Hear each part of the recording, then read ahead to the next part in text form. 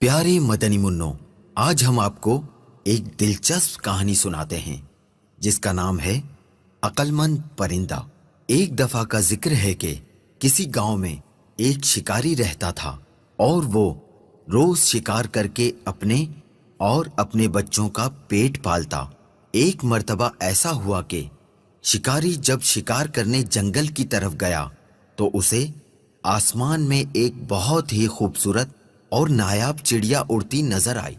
چڑیا کو دیکھتے ہی شکاری کے منہ میں پانی آ گیا اور وہ سوچنے لگا کہ اگر کسی طرح یہ نایاب چڑیا میرے ہاتھ لگ جائے تو اس کو بازار میں مہنگے داموں بیچ کر خوب پیسے کماؤں گا۔ یہ سوچتے ہی شکاری نے بڑی چالاکی اور ہوشیاری سے شکار کے لیے جب اپنا جال بچھایا تو اس میں وہ خوبصورت چڑیا پھنس گئی۔ چڑیا کو جال میں دیکھ کر شکاری اپنی اس کامیابی پر بہت خوش ہوا اور دل ہی دل میں اس چڑیا کو فروخت کرنے کے منصوبے بنانے لگا۔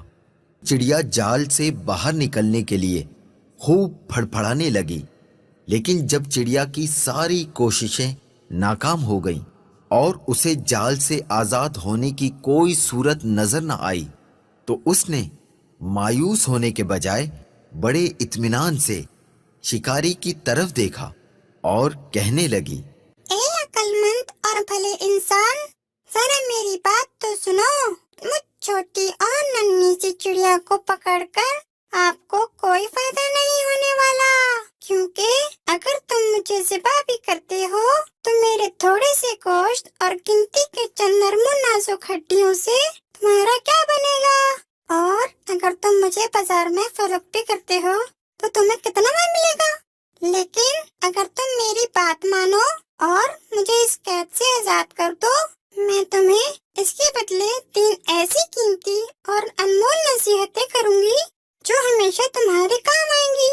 ان میں سے پہلی نصیحت تو میں تمہارے ہاتھ پر بیٹھ کر کروں گی، اور وہ نصیحت ایسی ہوگی جسے سن کر تمہارا خون خوشی سے اور بڑھ جائے گا۔ اور دوسری نصیحت دیوار پر بیٹھ کے کروں گی جو بہت ہی اعلیٰ اور کارآمد ہوگی۔ اس کے بعد تیسری اور آخری نصیحت درخت کی شاخ پر بیٹھ کر کروں گی۔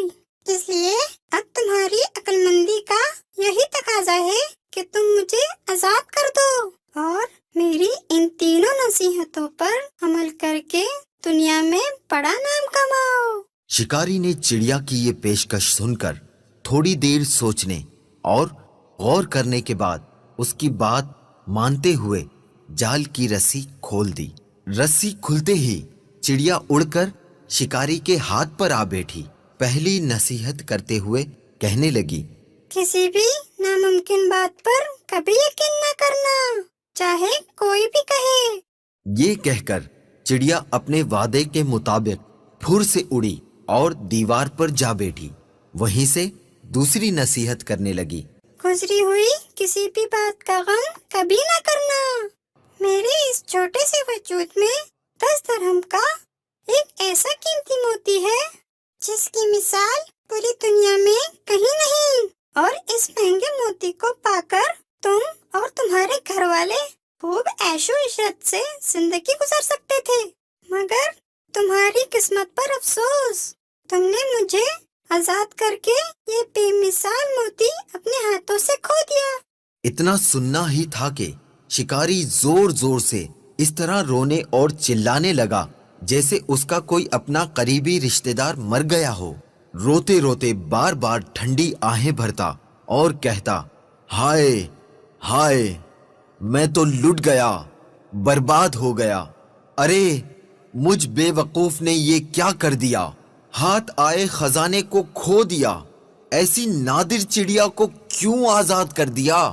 شکاری جب خوب رو دھو چکا تب چڑیا نے اسے مخاطب کرتے ہوئے کہا، ارے بے وقوف اور احمق شکاری، میں نے پہلے ہی تمہیں نصیحتیں کرتی تھی کہ گزری ہوئی بات کا غم نہ کرنا۔ جب یہ بات ہو ہی گئی تھی تو افسوس سے ہاتھ ملنا کس کام کا؟ اور ہاں، یہ نادان شکاری، تم نے میری پہلی نصیحت بھی تو غور سے نہیں سنی۔ کسی بھی ناممکن بات کا ہرگز یقین نہیں کرنا چاہیے، خواہ وہ کیسی ہی کیوں نہ ہو۔ اب ذرا عقل سے کام لو اور دیکھو تو صحیح، مجھ ننھی سی جان کا پورا وجود 3 درہم سے زیادہ کا نہیں ہے، تو پھر 10 درہم کا موتی میرے چھوٹے سے وجود میں کیسے آ سکتا ہے؟ بے شک کہتی تو تم ٹھیک ہی ہو، اے ننھی منی سی چڑیا، وہ تیسری نصیحت تو بتاتی جاؤ۔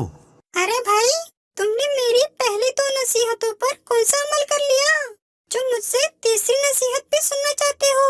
وہ قیمتی نصیحت تم جیسے نادان انسان کے لیے نہیں ہے۔ یہ کہتے ہی وہ چڑیا پھر سے اڑ گئی اور شکاری اس کو دیکھتا ہی رہ گیا۔